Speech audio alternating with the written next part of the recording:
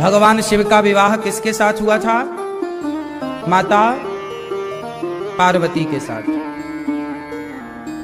कहा जाता है कि एक बार दक्ष प्रजापति ने भगवान शिव का अपमान किया और शंकर जी को यज्ञ में नहीं बुलाया। माता सती जलकर भस्म हो गईं। जब माता सती जल गईं तो शंकर जी ध्यान में डूब गए। तब एक राक्षस हुआ और उस राक्षस ने भगवान ब्रह्मा से वरदान मांग लिया, ब्रह्मा जी से, कि मैं शिव के पुत्र के हाथ मरूं।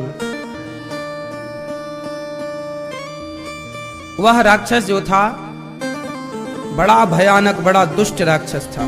ब्रह्मा जी से उसने वरदान मांगा कि हम शिव के पुत्र के हाथ मरें, वरना हम मरे ही ना। अब तो बड़ी समस्या हो गई। अब शंकर जी ने तो ध्यान लगाए बैठे हैं, शंकर जी को तो विवाह करना नहीं है। क्यों विवाह नहीं करना? क्योंकि शंकर जी पार्वती माता सती के जाने के बाद ना बिल्कुल अलग दुनिया में चले गए हैं।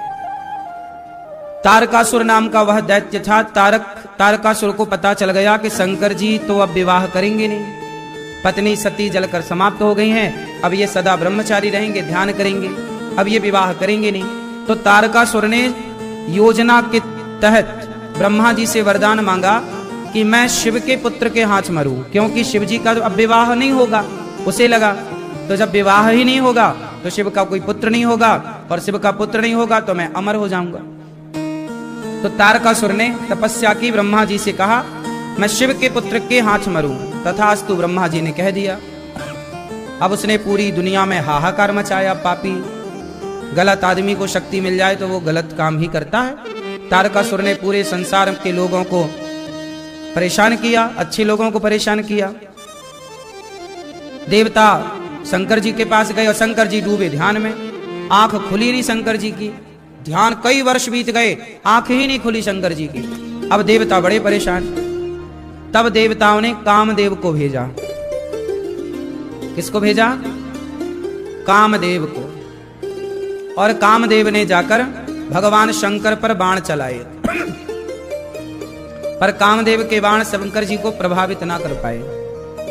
लाख प्रयास किया देवताओं ने शंकर जी को जगाने का। जगाने कहां गए थे शंकर जी? भगवान नारायण के ध्यान में डूबे थे। ध्यान में चले गए शंकर जी, गहरी समाधि लग गई। देवता ने लाख प्रयास किया, शंकर जी की समाधि नहीं खुली। तब कामदेव आए और कामदेव ने शंकर जी पर काम के बाण चलाए, मानो कामदेव अब शंकर जी को जगा रहे। तब शंकर जी पर कामदेव ने आम के पेड़ पर, आम का वृक्ष होता है ना, आम के पेड़ पर चढ़कर शंकर जी पर बाण मारे। और जैसे ही शंकर जी पर बाण लगा कामदेव का, तो शंकर जी क्रोध की ज्वाला में जागे। और जब जागे तो कामदेव को देखा, आम के पेड़ के पीछे छिपकर बैठा था कामदेव। शंकर जी की दृष्टि पड़ते ही तीसरा नेत्र शिव जी का खुला और कामदेव जल करके भस्म हो गया। इसलिए आपने ध्यान दिया होगा, जब आपके घर में कोई पूजा पाठ होता है तो घर में वंदन बार बांधा जाता है। क्या बांधा जाता है? क्या बांधा जाता है? वो पत्ते काय के होते हैं। कलश माताएं उठाती हैं तो कलश में पत्ते काय के होते हैं? आम के। वंदन बार भी आम के पत्ते का बांधा जाता है और कलश में भी पत्ते आम के ही रखे जाते हैं। क्यों? कोई सवाल कर दे कि आम के पत्ते ही कलश में क्यों और वंदन बार में आम का ही प्रयोग क्यों? अशोक का भी प्रयोग होता है, पर विशेष आम के पत्ते ही बांधे जाते हैं। तो आम के पत्ते क्यों? क्योंकि आम काम को नाश करने वाला है। आम के वृक्ष पर ही कामदेव बैठे थे और शंकर जी ने उसी पर शंकर जी ने काम को जलाया। तो आम का जो वृक्ष है, जो आम की पॉजिटिविटी है, वह काम को समाप्त करने वाली है। इसलिए आम का वृक्ष देखने से आम का दर्शन करने से, आम के पत्तों को देखने से। इसलिए जब यज्ञ होता है तो यज्ञ में भी समिधा जो लकड़ियां हैं वह आम की ही प्रयोग होती है। यज्ञ में कौन सी लकड़ी प्रयोग होती है? आम की। क्यों? क्योंकि आम काम को नष्ट करने वाला है। आम के वृक्ष पर बैठा काम तो जल के भस्म हो गया। आम के पेड़ पर बैठा काम तो जलकर भस्म हो गया। तो आम काम को जलाकर भस्म कर देता है। इसलिए आम की लकड़ी और आम का बंधनवार पत्ते का बड़ा प्रयोग होता है। तब से काम डरता है आम पर बैठने से। तब से काम डरता है आम की डाल पर। काम डरने लगा कि भाई यहां बैठा था मैं खत्म। जब कामदेव जला तो शंकर जी की आंख तो खुली, ध्यान तो टूट गया। पर ध्यान किसके कारण टूटा? ध्यान दो जगह पे टूटता है। या तो देखो, शंकर जी ने विवाह किया पार्वती से, तो विवाह किसके प्रभाव से किया? काम के प्रभाव से कि राम के प्रभाव से? शंकर जी काम को जलाकर राख कर चुके हैं, तो काम का तो प्रभाव हो गया खत्म। शंकर जी ने विवाह तो किया है, लेकिन पहले किसको जलाया? काम को जलाया। मानो शंकर जी कहते हैं कि गृहस्थ आश्रम में प्रवेश करो तो काम वासना की पूर्ति के लिए नहीं, राम की उपासना के लिए विवाह करो। काम को जलाकर विवाह करो। पहले शंकर जी ने काम को जलाया, फिर विवाह किया। काम के प्रभाव से नहीं, राम के प्रभाव से। क्योंकि पत्नी सहयोगी है। अभी एक हैं, एक से भले दो, तो दो होंगे तो दोनों एक दूसरे को रोज भगवान का गुणगान सुनाएंगे। इसी बहाने दोनों के मुख से भगवान की कथा निकलेगी, दोनों भगवत चिंतन करेंगे। इसी तरह गृहस्थाश्रम होता है कि हम दिन भर पत्नी को भगवान के बारे में बताएं, पत्नी भगवान की चर्चा करे। इन्हीं अच्छी बातों में, अच्छी चर्चा में दिन रात बीते। इसलिए विवाह होता है एक से भले दो। तो विवाह शंकर जी के पास जब कामदेव आए, जला करके शंकर जी ने भस्म किया, तब कामदेव की पत्नी रति आ गई, रोती हुई, हे शंकर जी, आपने हमारे पति को जलाकर भस्म कर दिया, अब हम कहां जाएं? तब शंकर जी ने कहा कि अभी तक तुम्हारे पति शरीर से थे, अब बिना शरीर के प्रभावशाली रहेंगे। इन्हें द्वापर में कृष्ण का पुत्र बनने का सौभाग्य मिलेगा, तब तुम्हारा इनसे पुनः विवाह संपन्न होगा। जिन कामदेव को शंकर जी ने जलाया, वही कामदेव द्वापर में श्री कृष्ण के पुत्र बनकर प्रद्युम्न बनकर के प्रकट हुए और रति से विवाह किया था। तो शंकर जी ने जिन कामदेव को जलाया, वही बाद में प्रद्युम्न कहलाए, भगवान कृष्ण के बड़े पुत्र। रति उनकी पत्नी, उनसे विवाह हुआ। अब शंकर जी का ध्यान हो गया भंग। तब भगवान विष्णु प्रकट भये, शंकर जी से कहा, शंकर जी आप विवाह कर लो। देखो, शंकर जी विवाह कर लें, ये बात कौन कह रहा है? भगवान श्रीमन नारायण। हे भोलेनाथ आप विवाह कर लो। क्यों? क्यों कर लें? हमारी आज्ञा है। अच्छा, सती दक्ष के यज्ञ में जलकर भस्म हो चुकी थी, तो सती बन गई पार्वती, और हिमालय की बेटी बनकर पार्वती ने छोटी सी उम्र में जंगल जाकर के तपस्या करनी शुरू कर दी। और माता पार्वती ने 10,000 वर्षों तक बिल्व पत्र खाकर, कौन सा पत्र खाकर? बिल्व पत्र खाकर जंगल में तपस्या की। और जब सप्तऋषि गए तो सप्तऋषि ने कहा पार्वती जी से कि आप किनसे विवाह करना चाहती हैं? माता ने कहा, जन्म कोटि लगी रगर हमारी, बरऊं शंभु न तरहु कुमारी। मैं शिव से विवाह करना चाहती हूँ। सप्तऋषियों ने कहा कि देवी, शंकर जी से विवाह ना करो, वो तो मृगछाला पहनते हैं, भस्मी रमाते हैं, उनका पहनने का भी कोई ठिकाना नहीं, रहने का ठिकाना नहीं, बहुत अच्छा नहीं है उनका जीवन। आप भगवान विष्णु से विवाह कर लो, आप कहो तो मैं आपकी बात विष्णु जी से कराऊं और उनसे विवाह कर लो, क्योंकि वो बहुत सुंदर है। तो माता पार्वती ने मना कर दिया। हे ऋषि, माना कि भगवान विष्णु में लाख गुण हैं, माना कि शंकर जी अवगुण की खान है, फिर भी महादेव अवगुण भवन, विष्णु सकल गुण खान। महादेव अवगुण भवन, विष्णु सकल गुण धाम। जेहि कर मनोरम जाहि सन, तेहि तेहि सन काम। पार्वती मैया ने बढ़िया बात कही कि माना कि भगवान विष्णु में लाख गुण हैं, शंकर जी में अवगुण हैं, फिर भी मैं विवाह करूंगी तो शंकर जी से करूंगी। अच्छा, सप्तऋषि तो परीक्षा ले रहे थे ना उनके मन की कि आप कहीं विचलित तो नहीं हो जाएंगी। तब पार्वती मैया विचलित नहीं हुई। तब भगवान शंकर को सप्तऋषियों ने मैसेज दिया कि आप उन्हें स्वीकार करिए, वो आपके सिवा किसी को पति रूप में नहीं चाहती। जब माता पार्वती ने 10,000 वर्षों तक बिल्व पत्र खाकर तप की, तब शंकर जी प्रकट भये और शंकर जी ने उन्हें स्वीकारा और कहा कि देवी, आपने बिल्व पत्र खाकर मेरी आराधना की, आज से मैं बिल्व पत्र को स्वीकारूंगा। तब से भगवान शंकर को बिल्व पत्र चढ़ने लगी। बिल्व पत्र बहुत प्रिय है क्योंकि माता पार्वती ने इसे खाकर, पत्ते खाकर 10,000 वर्ष गुजारे थे, इसलिए शंकर जी को बिल्व पत्र चढ़ती है। अब शंकर जी के विवाह की तैयारियां शुरू हुई। तारीख निश्चित हुई आज की, मतलब शिवरात्रि की। यह जब तारीख निश्चित हुई तो शंकर जी का श्रृंगार होने लग गया। शिवहि शंभुगन करहि सिंगारा, जटा मुकुट अहि मोर सवारा। शंकर जी का श्रृंगार हुआ। कैसा श्रृंगार हुआ? जटाओं का मुकुट बनाया गया, जूड़ा बनाया गया, बालों को ऐसे मिला के एक जूड़ा बनाया और उसमें एक छोटा वाला सांप बिठा दिया, सांप से बांध दिया। क्योंकि गैटिस वैटिस आप लोग आज प्रयोग करते हैं ना। अब शंकर जी कहां गैटिस ढूंढे, तो सांप कोई गांठ मार के बिठा दिया, तुम बैठो यहां। कुंडल कंकन पहिरे ब्याला, है ना। शंकर जी सांपों के ही कुंडल और कंकण, सांप यहां बिठाए हैं, सांप गले में लटकाए हैं।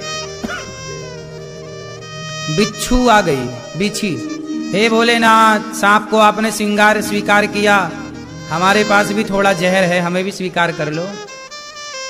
शंकर जी बोले, आ जाओ, हमारे कान में लटक जाओ। तो एक डंक मारा, कान भी छिड़ गया और लटक गई बिच्छी, बढ़िया बाला बन गई, है ना। तो कानों में बिच्छी, सिर पर सांप, गले पर सांप। अब शंकर जी जब दुल्हा बने तो लोग बोले, आओ श्रृंगार करें, पाउडर वाउडर लगाएं। शंकर जी भभूति रमा रहे हैं, भभूति लगा रहे। अरे बोले, दुल्हा बन रहे हैं, ये भभूति क्यों? शंकर जी बोले, नहीं नहीं, हमें भभूति ही रमाने दो, पाउडर तो छूट जाएगा, ये भभूति बढ़िया है। सबको याद रहेगा कि भाई हमें भी एक दिन राख हो जाना है। अब शंकर जी चले तो बाराती कैसे हैं? को मुखहीन। शंकर जी की बारात कैसी है? भूत प्रेत डाकनी पिशाचनी चुड़ैल उड़ैल सब आई,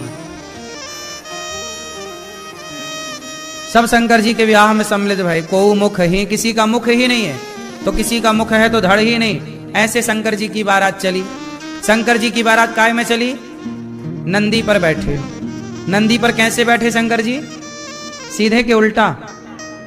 शंकर जी उल्टे बैठे। कैसे? शंकर जी नंदी की पूंछ की तरफ मुंह कर लिया। क्यों? क्योंकि आगे मुंह करके बैठेंगे तो पीछे नाच कौन रहा पता कैसे चलेगा, इसलिए शंकर जी उल्टा बैठे कि हमारे ब्याह में कौन कौन नाच रहा हम देखेंगे मस्त। और भूत प्रेत सब नाच रहे हैं, खूब बढ़िया भूत प्रेत ऐसे उछल उछल रहे हैं, नाच रहे हैं। सारे दुनिया के जितने शमशान हैं सभी शमशानों में निमंत्रण गया है और सभी शमशान के भूत प्रेत गए, है ना। आप के यहाँ के शमशान से भी गए होंगे। हाँ, तो जम्मू के शमशान से भी तो गए होंगे भूत प्रेत। सब शमशानों से भूत प्रेत गए। खूब बारात लंबी चौड़ी। यहाँ पार्वती की माता जी आरती लिए खड़ी हैं कि दुल्हा आएंगे, बढ़िया स्वागत करेंगे।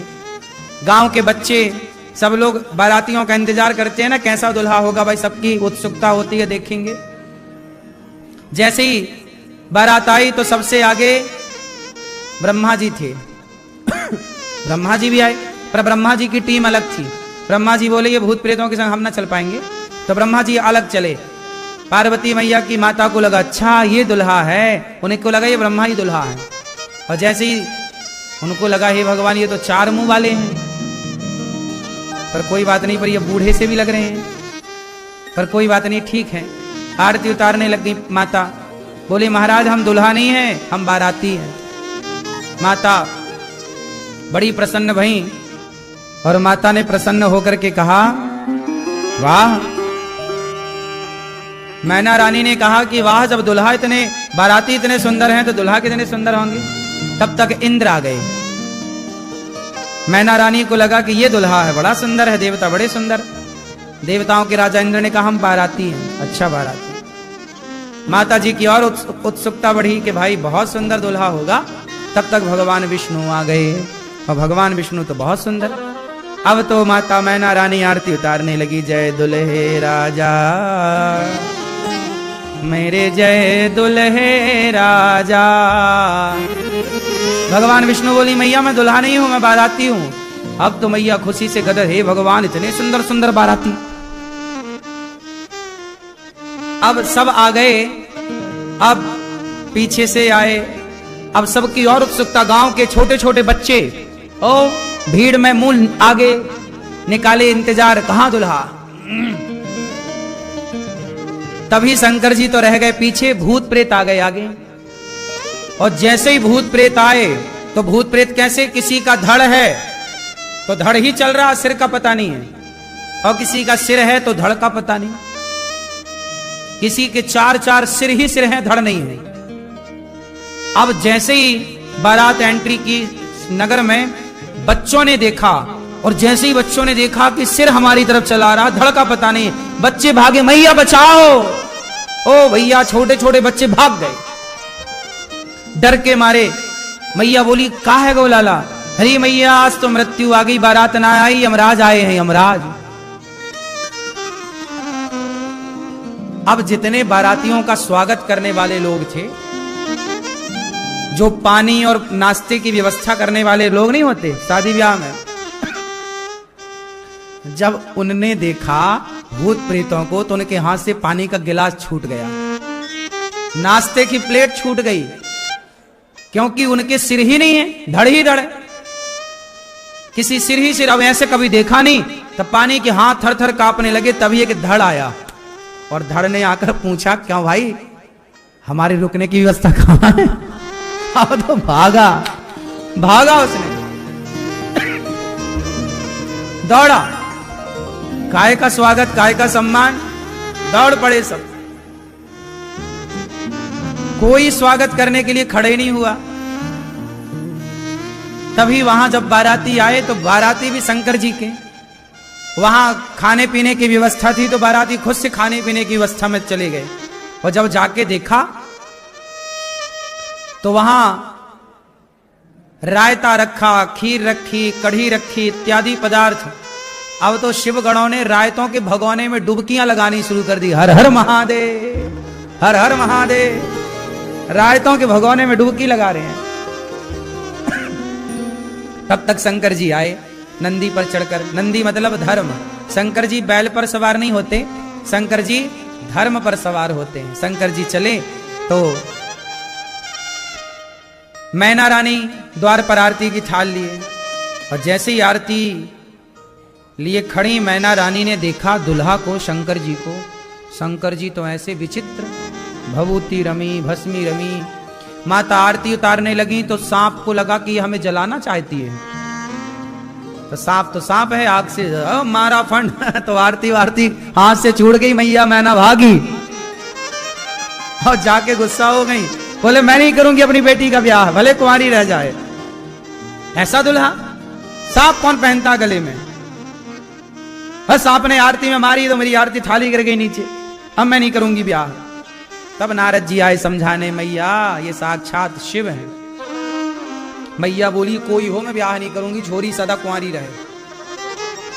तब माता पार्वती आई, मैया मेरी प्रसन्नता इन्हीं से है, ये भोलेनाथ हैं। तब जाके सबने समझाया कि ये कोई सामान्य पुरुष नहीं है, भगवान है, ये शंकर हैं। तब मैया को जान में जान आई, कुछ ठीक है, पर ऐसे अच्छे से कंगी वंगी तो करके आते, आज तो बढ़िया से कपड़े पहन लेते। शंकर जी दिखावा नहीं करते, जैसे हैं सो हैं। अब बारातियों के लिए पंगत लगी। अब जैसे तैसे बारातियों को परोसा जा रहा है, तो पत्तल परोसने वाले ने परोसा। बाराती शंकर जी के बैठे हैं, किसी का धड़ ही बैठा है, धड़ ही अकेला जमीन में रखा है, तो किसी का सिर रखा है जमीन में। अब बाराती पत्तल परोसने लग गए, तो बारातियों वो घर वाले लोग जब पत्तल परोसने लग गए, तो उनको लगा कि सिर को पत्तल क्या परोसे, चलो ये खाएगा, इसको परोस। धड़ को क्या, इसको तो खाएगा, मुंह ही नहीं है इसका। और जैसे ही पत्तल परोसने वाले ने पत्तल नहीं परोसी, उससे आगे बढ़ गया कि भाई ये तो धड़ है, इसको क्या परोसा है। तब तक धड़ ने हाथ पकड़ लिया, और हाथ पकड़ा तो परोसने वाले ने सारी पत्तल छोड़ी, भागा। वो पत्तल परोसने वाला परोस रहा, और थर थर थर थर कांप रहा है। जैसे तैसे पत्तल परोसी गई। खीर परोसने वाला आया। खीर परोसने वाला जब खीर परोसा, तो जो भूत प्रेत थे वो तो जो ठीक ठाक थे उनको परोसा। फिर वही बात आई कि धड़ को क्या परोसे खीर, धड़ कैसे पिए खीर, धड़ ही धड़, सिर है ही नहीं। सिर को परोसे, अब सिर क्यों रखा, तो सिर बस था, तो उसने खीर पिया तो पिया, और उसकी गिरती जाए पूरी, अब पेट था ही नहीं उसका। तो वहीं इस तरह से भगवान शिव के गणों की जैसे तैसे सेवा हुई। अब मंडप के नीचे शंकर जी गए, तभी नेंग मांगने वाली एक मैया जो नेंग मांगती है मंडप के नीचे, हमें नेंग दो, हमारा नेंग कहाँ है। शंकर जी बोले बड़ा वाला नेंग लोगी, छोटा वाला। बोली बड़ा। तो शंकर जी ने गले का सांप बड़ा वाला उतार के उसकी झोली में डाला, और जैसी डाला भागी, दोबारा शादी में दिखी नहीं पूरी। शादी में पूरी शादी में नहीं दिखी वो नेंग मांगने वाली। बड़ा सा सांप शंकर जी ने डाल दिया। ऐसे शंकर जी जस दुल्हा तस बनी बाराता, जैसे दुल्हा वैसे ही बारात, ऐसी शंकर जी की बारात पार्वती मैया के संग विवाह आज की ही रात को संपन्न हुआ। इसलिए कहा जाता है कि आज की रात को बड़ी पॉजिटिविटी रात है, ये आने वाली जो आज की रात को जागने का भी बड़ा महत्व है। भगवान शिव की आराधना करके अपने भगवान शिव से कहा जाए कि हे भोलेनाथ, जैसे आप सदा भगवान नारायण का ध्यान करते हैं, हम भी भगवान नारायण का आपकी तरह सदा ध्यान कर पाएं, ऐसी कृपा हम पर भी करो, ऐसी शक्ति हमें भी दो। बोलिए शंकर भगवान की जय। जय श्री राधे श्याम। सच्चिदानंद रूपाय विश्वोत्पत्त्यादि हेतवे तापत्रय विनाशाय श्रीकृष्णाय वयं नुमः।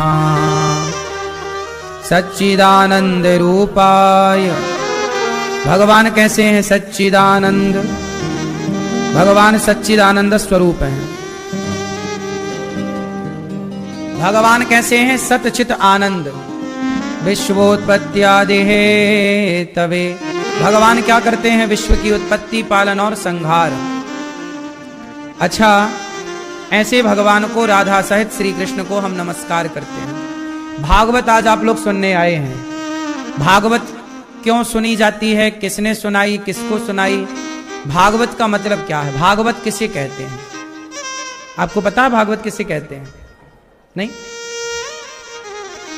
मैया, आपको पता भागवत किसे कहते हैं?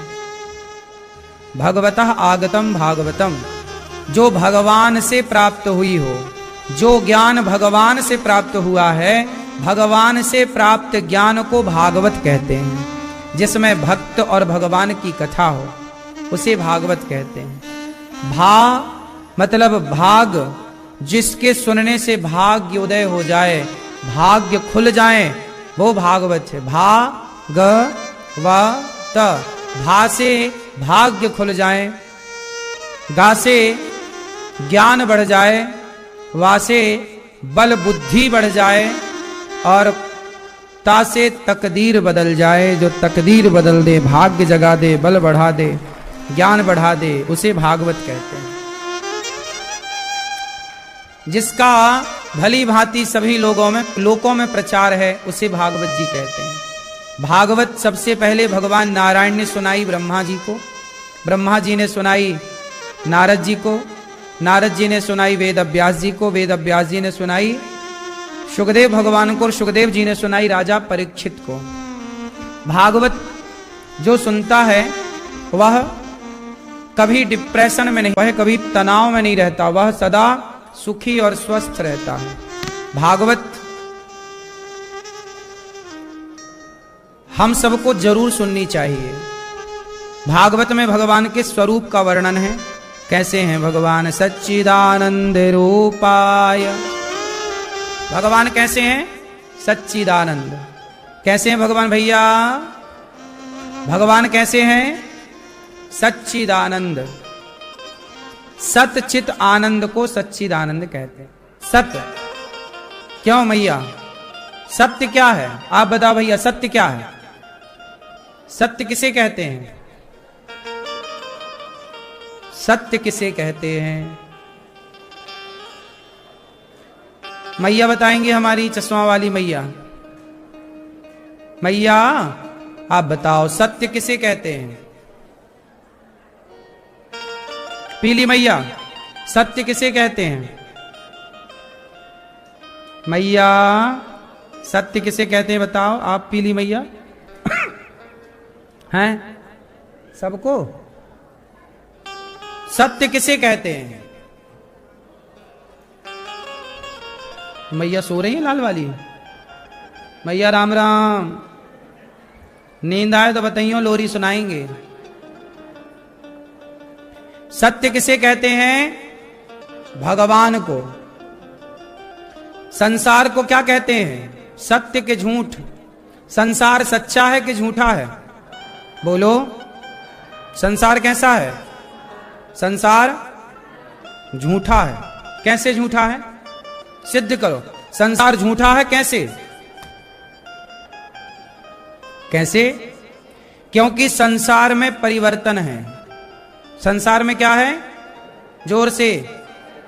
और जहां परिवर्तन है, जहां बदलाव है, वो झूठ है। सच में कभी बदलाव नहीं होता। आपके शरीर में परिवर्तन है कि नहीं? लड़कपन, जवानी और बुढ़ापे का परिवर्तन तो है। आप बदल रहे हैं। आपका गांव बदल रहा है, आपका शहर बदल रहा है, दुनिया बदल रही है। जो बदल जाए वो झूठ। खुली तो ये राजा थे और सपने में ये क्या हो गए? गरीब। और इतने गरीब के भूख लगी तो खाने को पेट भर ना मिला। अब राजा जनक ने अष्टावक्र जी से सवाल किया कि महाराज ये बताओ कि वो सत्य था कि ये सत्य है? मतलब मैं गरीब था सपने में और अमीर हूं जागृत में, तो वो सत्य था कि ये सत्य है? आप बताओ। मैया बताएंगे, पीली मैया हमारी। राजा जनक ने जो देखा कि वो गरीब थे, आंख बंद थी, सो रहे थे, सपने में वो गरीब बने, रोटी नहीं नसीब हुई, आंख खुली तो वो राजा थे। क्या सत्य है?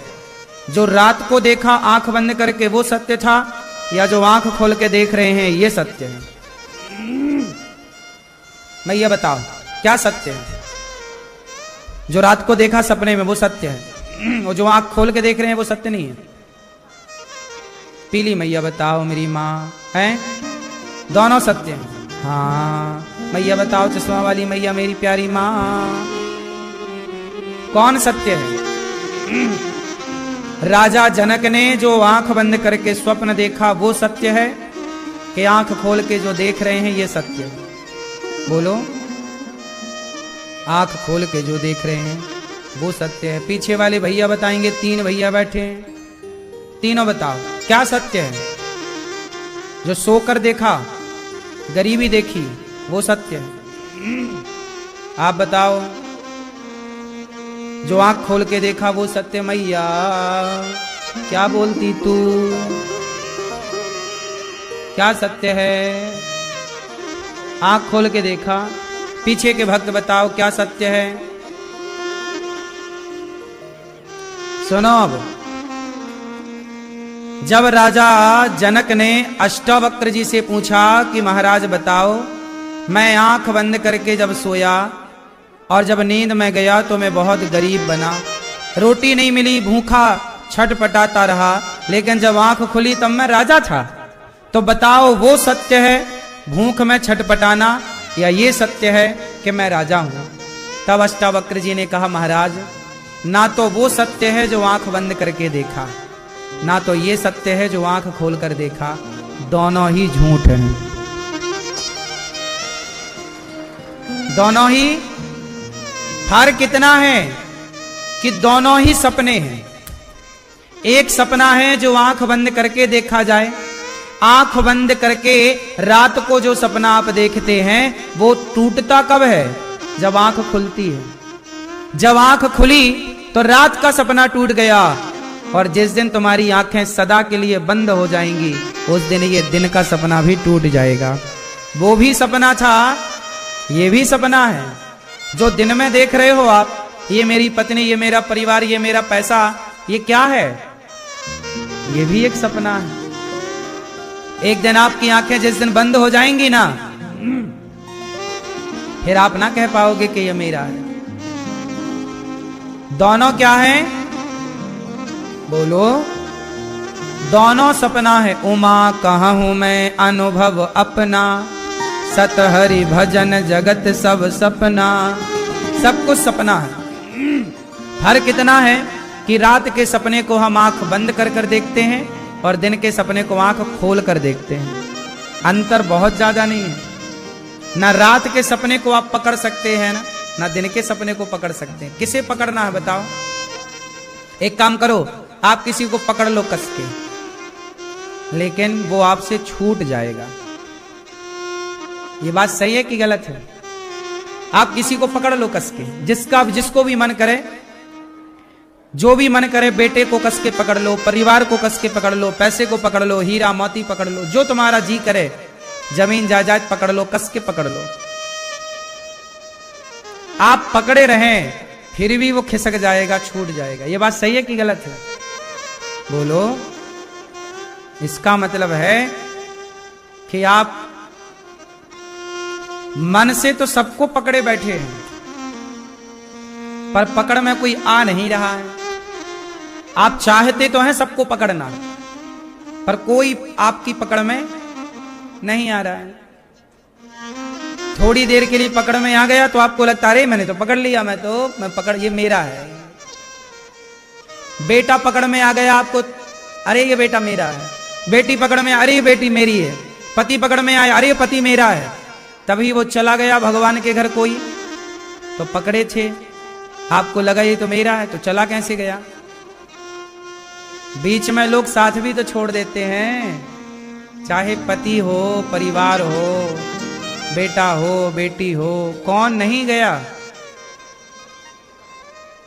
हमने पकड़ लिया था, हमने पकड़ा था, पर हमारी पकड़ में कोई आया ही नहीं।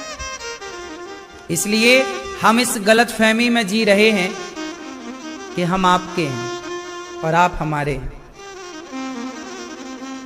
इस गलत फहमी को ही समाप्त करना है। ना रात्रि का सपना सत्य है, ना दिन का सपना सत्य है, तो फिर सत्य क्या है? ना आपकी रात सत्य है, ना तो आपका दिन सत्य है, ना तो आपका जागृत सत्य है, ना आपका स्वप्न सत्य है। फिर सवाल खड़ा हुआ कि सत्य क्या है? क्यों? सत्य क्या है? क्यों भैया? सत्य क्या है? सत्य क्या है? सत्य है केवल परमात्मा, ईश्वर सत्य है। एक भगवान सत्य है, बाकी संसार झूठा है। इसलिए झूठे संसार को अपना ना कहो, झूठे संसार में मन को ज्यादा ना लगाओ। कब तक लगाओगे? कितना लगाओगे? लगा के क्या पाओगे? तुम्हारे दादाजी लगाए तो थे, क्या पा गए? तुमने लगाया तो है मन को संसार में, बताओ जरा क्या पा गए? क्यों भैया, आपने क्या क्या पाया आज तक? जरा हिसाब दे दो हमें, क्या पाया? क्या पाए हो बताओ? थोड़ा सा पैसा, थोड़ा सा पद, थोड़ी सी प्रतिष्ठा, परिवार, बेटा बेटी पा गए। आपको लगा मैंने पाया है, आपने नहीं पाया।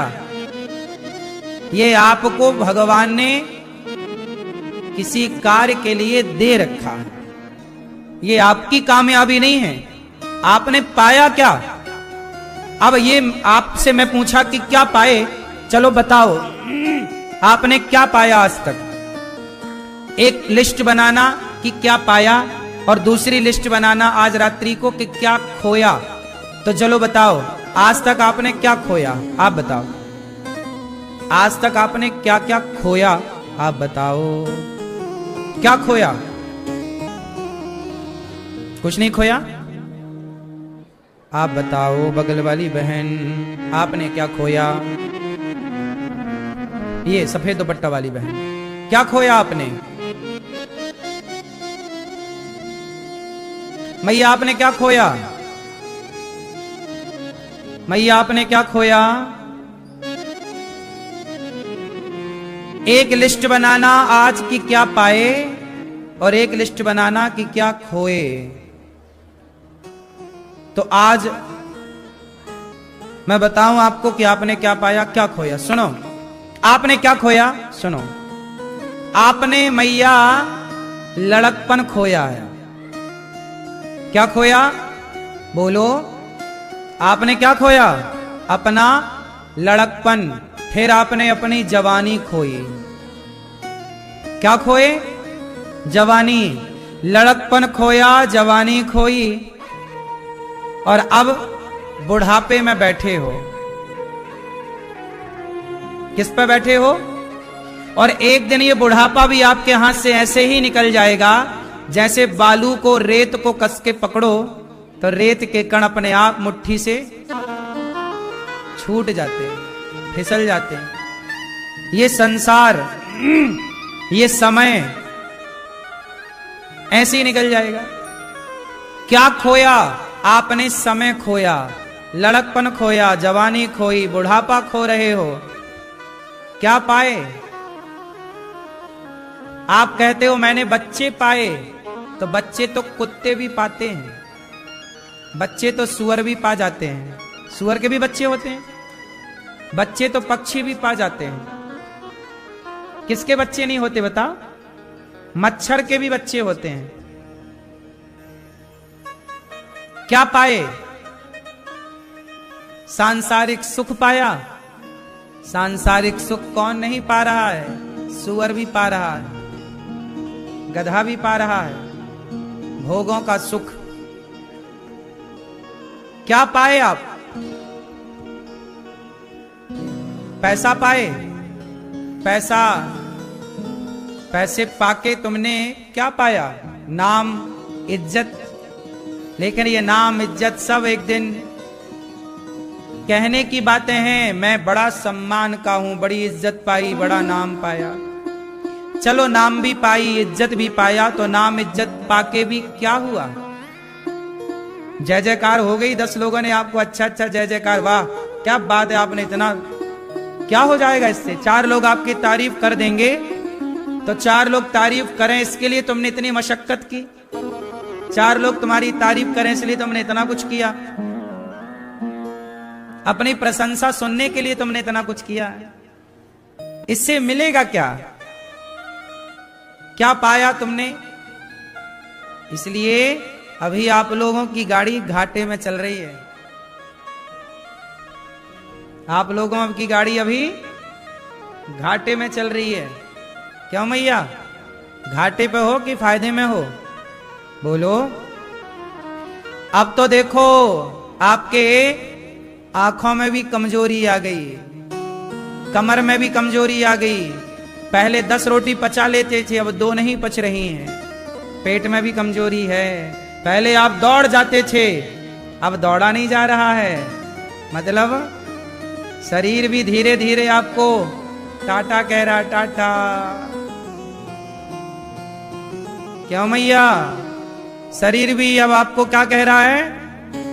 टाटा बाय बाय कह के ये भी खिसक लेगा शमशान की तरफ, क्योंकि शरीर का स्थान है शमशान। शरीर का ठिकाना कहां है? ये है इसका असली मुकाम। हम आपसे ये पूछ रहे हैं, आपने क्या पाया? नहीं बता पाए। क्या खोया? मैंने तो बता दिया, जवानी, लड़कपन, सब कुछ खोया आपने। आंखों की रोशनी खो दी, शक्ति खो दी, अपनी एनर्जी खो दी। पाए क्या? क्या पाए? क्या मिला आपको मैया? क्या मिला? कुछ नहीं मिला। बच्चे मिले, परिवार मिला, ये तो सबको मिल रहा है। क्या पाने आए हो? चलो ये बताओ। अब क्या पाना है तो सुनो। क्या पाया? अभी तक नहीं मिला, अब मिल जाएगा। क्या पाना है? जिसने भगवान को पा लिया। पा लिया मीन्स जिसका मन भगवान में लग गया, जिसने प्रभु को पा लिया। मीरा ने किसे पाया? मेरे तो गिरधर गोपाल। जिसने भगवान को पा लिया उसने सब कुछ पा लिया। आना सफल, जाना सफल, जीना सफल, मरना सफल। पा लिया जिसे पाने आए थे। वरना संसार की शोहरत, दौलत, नाम, प्रतिष्ठा पाए तो पाकर भी क्या मिला बताओ?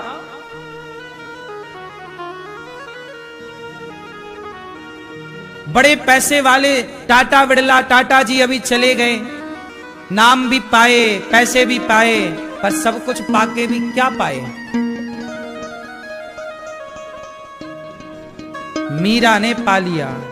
पायो जी मैंने, पायो जी मैंने, राम रतन धन पायो। पायो जी मैंने, पा लिया। किसने? मीराबाई ने। मीरा ने किसे पाया? परमात्मा को पाया, कृष्ण को पाया। जो भगवान को पा जाते हैं वो सब कुछ पा जाते हैं। आपकी इस यात्रा में एक भगवान मिल गए तो सब मिल गए, और वो नहीं मिले तो सब मिले तो सबका करोगे क्या? ऑलरेडी पा लिया आप लोगों ने सब, पर क्या कर रहे हैं उसका? आपके कितने बार जन्म हो चुके हैं जरा मुझे बताओ मेरी मां? कितनी बार आप संसार में आ चुके हैं? करोड़ों बार। करोड़ों बार मैया आप आ चुकी हो, और करोड़ों बार किसी की मां बन चुकी हो। करोड़ों बार तुम किसी के बाप बन चुके हो। करोड़ों बार तुम्हारा धरती पे आना जाना हुआ, और उसी क्रम में ये भी एक मौका है। आपने क्या पाया? मनुष्य का शरीर पाया। इस शरीर को पाकर के उसे पालो। सुनो, एक छोटी सी कथा सुनाता हूं, उत्तर देना। एक सवाल पूछूंगा कथा के बाद, ध्यान से सुनो। मैया, ओ प्यारी मैया बैठो। मेरी मां, सुनो। एक शेरनी थी, शेरनी जंगल में आनंद से रहती थी। उसका एक बच्चा था, शेरनी का बेटा छावा, शावक। शेरनी का एक बेटा था शावक। वो अपने बेटे के साथ शिकार करने जाती थी शेरनी। एक दिन क्या हुआ कि रास्ते में उसे गीदड़, गीदड़ की जो मादा है मतलब मां, वो तड़पती हुई मिल गई। आखिरी सांस ले रही थी गीदड़ की मां। वो गीदड़ छोटा सा अपनी मां के इर्द गिर्द था, आज ही पैदा हुआ था। गीदड़ आज पैदा हुआ और अचानक उसकी मां मर गई। शेरनी वहीं पहुंच गई तो शेरनी को बड़ी दया आई कि आज इसकी मां मर गई, ये एक दिन का बच्चा है, चलो मैं अपने पास ले चलूं। शेरनी अपने पास ले आई, साथ ले आई। शेरनी अपना दूध पिला रही है। शेरनी ने उसे अपने बच्चे की तरह पाला। अब देखते देखते वर्षों बाद वो गीदड़ जवान हो गया। शेरनी का अपना बेटा भी था शेर, वो भी जवान हो गया, अब वो बड़ा शेर बन गया। और गीदड़ भी अब बड़ा जवान हो गया। दोनों साथ रहते, क्योंकि एक ही माँ का दूध पिए, एक साथ बचपन से रहे, दोनों में बड़ा प्रेम था। एक दिन क्या हुआ कि शेरनी की गुफा, शेरनी के घर के पास हाथियों ने आक्रमण कर दिया। हाथियों का झुंड रहा होगा, तो हाथियों ने आया और पेड़ वेड़ तोड़ मरोड़ दिए। तब शेरनी ने अपने बेटे शेर से कहा कि जाओ जरा हाथी को समझाओ। शेर गया और दहाड़ मारी, तो गीदड़ का बच्चा बोला, माँ मैं भी जाऊं, आज हाथी को मैं भगा के आऊंगा। शेरनी ने मना किया कि हाथी तेरे बस का नहीं है, तू मत जा। नहीं नहीं माँ, मैं तो आपका बेटा हूं, जाऊंगा।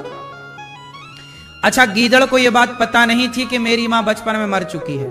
गीदड़ ने कभी आईना भी नहीं देखा था अपनी शकल, उसे यही लग रहा था कि मैं भी शेर हूं, क्योंकि शेर के संग रहता ना, शेरनी के साथ रहता है।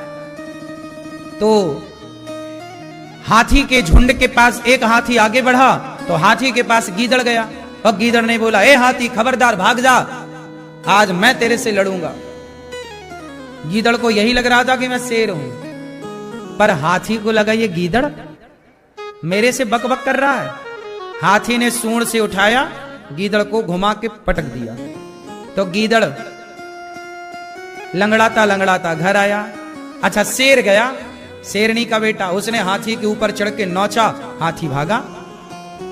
शेर आया, हंसने लगा, मां ये गया था, हाथी ने इसको उठा के पटक दिया। शेर हंस रहा, उसका शेरनी का बेटा। तो वो गीदड़ का बच्चा बोला अपनी मां से कि मां, इसने तो हाथी को भगा दिया,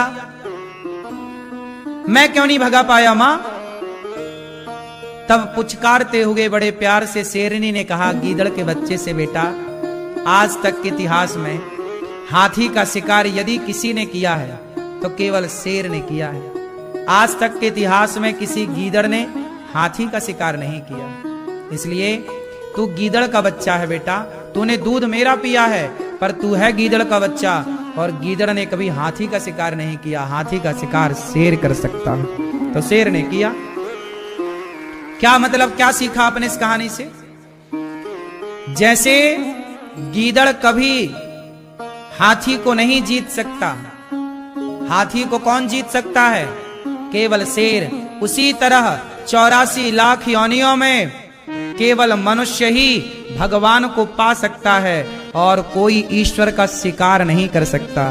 भगवान का शिकार कोई कर सकता है तो केवल मनुष्य। मनुष्य शरीर से ही भगवान को पाया जा सकता है। कुत्ता, बिल्ली, गधा, पशु, पक्षी के शरीर से ईश्वर को नहीं पाया जा सकता। इसलिए इस शरीर को पाकर परमात्मा को पा लेना है, यही धर्म है। भागवत जी सारे दुखों को दूर करने वाली है। एक बार देवताओं के राजा ने भागवत जी सुनने का मन बनाया। मैया मैया मैया बैठो, मेरी माँ, भैया बैठ जाओ। एक बार क्या हुआ कि सुखदेव भगवान राजा परीक्षित जी को भागवत सुना रहे थे, तभी वहां देवताओं के राजा आ गए। कौन आ गया मेरी माँ? देवताओं के राजा का नाम क्या है बताओ? देवताओं के राजा इंद्र। कौन है देवताओं के राजा? एक बार इंद्र आए और इंद्र ने सारे देवताओं के साथ आकर कहा, सुखदेव जी भागवत हमें सुना दो और स्वर्ग का अमृत राजा परीक्षित जी को पिला दो। देवताओं के राजा। सुखदेव जी बोले कि राजन, आप प्रेमी बनकर आते तो हम भागवत आपको जरूर सुनाते, पर इंद्र क्या बनकर आए? कहने लगे कि स्वर्ग का अमृत राजा परीक्षित को पिलाओ और ये कथा का अमृत हमें पिलाओ। एवं विनिमये जाते सुधा राज्ञा प्रपीयताम। विनिमय कर लीजिए, अदला बदली, स्वर्ग का अमृत परीक्षित जी को पिलाओ। अच्छा, परीक्षित जी को श्राप लगा था 7 दिन में मरने का। अच्छा ये बताओ, जिसे 7 दिन का श्राप लगा हो मरने का, उसके लिए बेहतर क्या है? भागवत बेहतर है कि स्वर्ग का अमृत बेहतर है? क्या पिलाना सही है, भागवत का अमृत या स्वर्ग का अमृत? कौन सा अमृत श्रेष्ठ है? क्यों? परीक्षित जी से पूछा सुखदेव जी ने, सुखदेव भगवान ने, कि आप स्वर्ग का अमृत पी लो ना, अमर हो जाओगे, 7 दिन में मरने की झंझट खत्म, श्राप लगा है। पी लो स्वर्ग का अमृत। इंद्र बोले कि परीक्षित जी बोले, ना गुरुदेव, मैं स्वर्ग का अमृत नहीं पी सकता। क्यों? क्योंकि स्वर्ग का अमृत तो स्वर्ग की प्राप्ति कराएगा, और स्वर्ग मिल जाने के बाद भगवान का मिलना जरूरी थोड़ी है भाई। जिसे स्वर्ग मिल गया उसे भगवान मिल ही जाएंगे, इसकी गारंटी थोड़ी है। स्वर्ग के राजा इंद्र हैं, उस इंद्र को भी भगवान नहीं मिलते जल्दी। तो अरे कह रहे नथु कह रहे कि क्या स्वर्ग मिल जाएगा? लेकिन वहां स्वर्ग तुम जाओगे तो कोई वहां थोड़ी तुम सम्राट बन के राजा बन के बैठ जाओगे। स्वर्ग जाने पर भी भगवान मिल जाएंगे, इसकी गारंटी नहीं। मतलब स्वर्ग के अमृत को पीने के बाद स्वर्ग तो मिल सकता है, भगवान नहीं मिल सकते। पर भागवत सुनने के बाद गारंटी है कि जो भागवत अमृत पीता है उसे भगवान अवश्य मिलते हैं। भगवान की प्राप्ति कराने वाला ग्रंथ है भागवत। कोई भागवत सामान्य नहीं। सोचिए, राजा परीक्षित जी ने स्वर्ग के अमृत को ठुकरा दिया, हमें नहीं चाहिए, ले जाओ। कथा पीऊंगा मैं तब कथामृतम तप्त जीवनम, कथा के अमृत को पीऊंगा मैं। पिबत भागवतम रसमालयम मुहुरहो रसिका भुवि भावुकाहा, भागवत के रस को पीना है। आप अभी कथा क्या कर रहे हैं? कथा आप सुन रहे हैं कि कथा के रस को कानों से पी रहे हैं? कथा पी रहे हैं आप लोग कानों से, कथा के रस को पी रहे हैं। ये कौन सा रस है? कथा का रस, भक्ति का रस, ये कानों से आप पी रहे हैं। यही है पिबत भागवतम। तो ये जो अमृत आप पी रहे हैं कथा का, इस कथा के अमृत से भक्ति का दीपक हृदय में जलता है, और उसी दीपक की रोशनी से परमात्मा का दर्शन होता है। वही इसलिए स्वर्ग के अमृत को ठुकराया परीक्षित जी ने। देवताओं को बड़ा गुस्सा आया कि भाई हमारे स्वर्ग के अमृत को ठुकराया।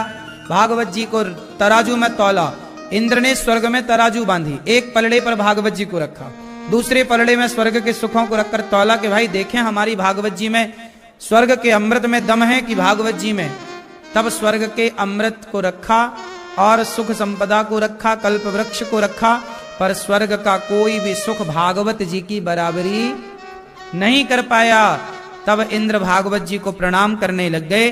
तब भागवत से भगवान प्रकट हो गए। इंद्र तुम हमें तौलने चले, ये भागवत कोई पोथी नहीं है, साक्षात प्रत्यक्ष कृष्ण एव ही। भागवत भगवान का वांगमय स्वरूप है। ये जो 18,000 श्लोक हैं भागवत जी में, ये भगवान का संपूर्ण शरीर है। जब भागवत सुनते हैं तो आप पूरे